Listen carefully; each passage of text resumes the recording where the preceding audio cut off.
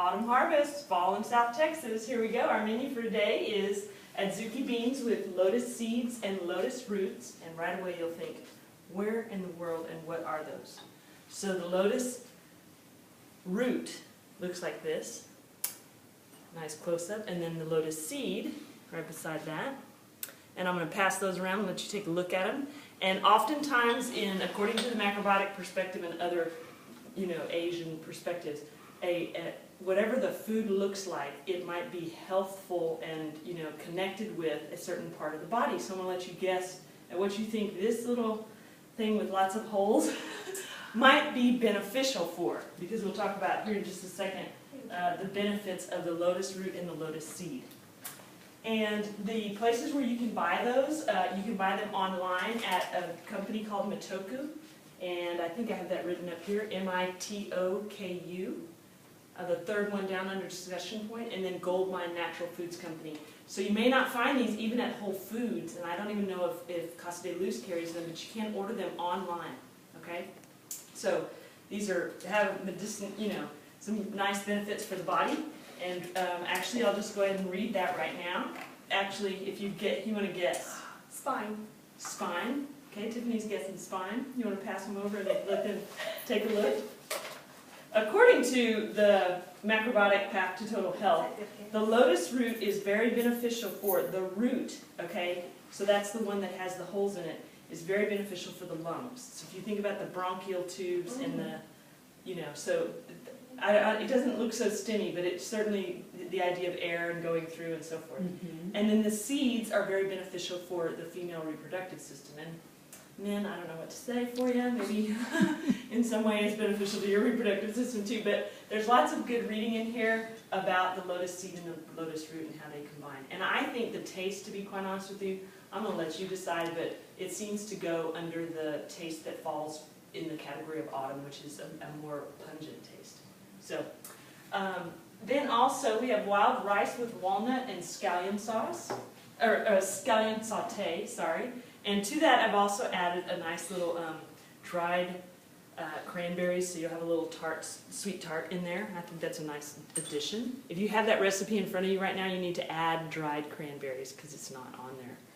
And the lovely delicata squash right here is the bright yellow, and I'm going to show you in just a minute some knife skills for the delicata squash.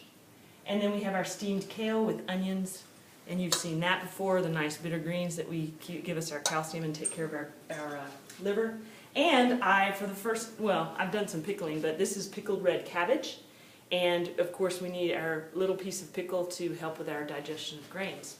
So that's that was a 24-hour, outside the refrigerator, room temperature soak in vinegar and some mirin. Not even salt, but the vinegar is pretty salty.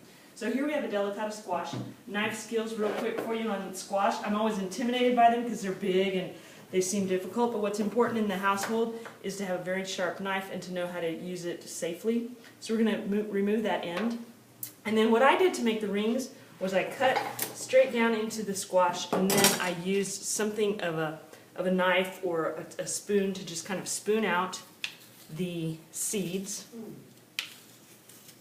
And what's lovely about this is once you get finished spooning it out, you can cut it into the size that you wish in terms of, like, I cut the rings like about that big, okay? So you could spoon out, you could impress your friends. I thought about this. I think at some kind of Thanksgiving party. You can spoon out the seeds and maybe make a little bit bigger of a, and it can, if you use the bottom and you don't cut all the way through or go all the way through, you can put it in the oven in some type of bake tray like that. And then when you're finished and it comes out, after about 30 or 40 minutes in the water baking, you can stuff it with a little bit of rice. You've probably seen some really nice, this one's very small, but I've seen stuffed acorn squash.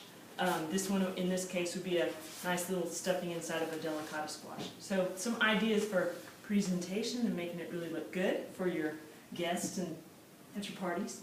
But anyway, that's easy knife skills with the squash. So what else? Let's see. I just wanted to real quickly note that in staying healthy with the seasons, since at Dr. Jones's office we talk about yoga and meditation and all kinds of ways to heal the body holistically.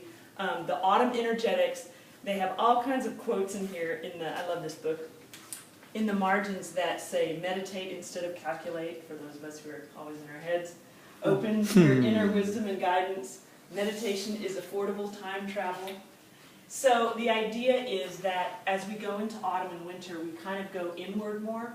And so in terms of energetics, what we're thinking about and doing for ourselves energetically, in addition to the food that's really good for our body, but also psychologically, mentally, it's a good idea to take time. I know in the summer and the spring, you're kind of outward. You want to get out and do all these things. And then as the autumn and winter comes, we want to spend a little bit more time to ourselves in meditation, kind of a renewal time. And then as we move through winter, you know, just like the animals do, hibernate, get well.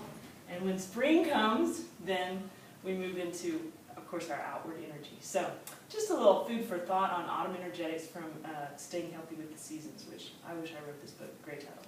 Thanks. Cool.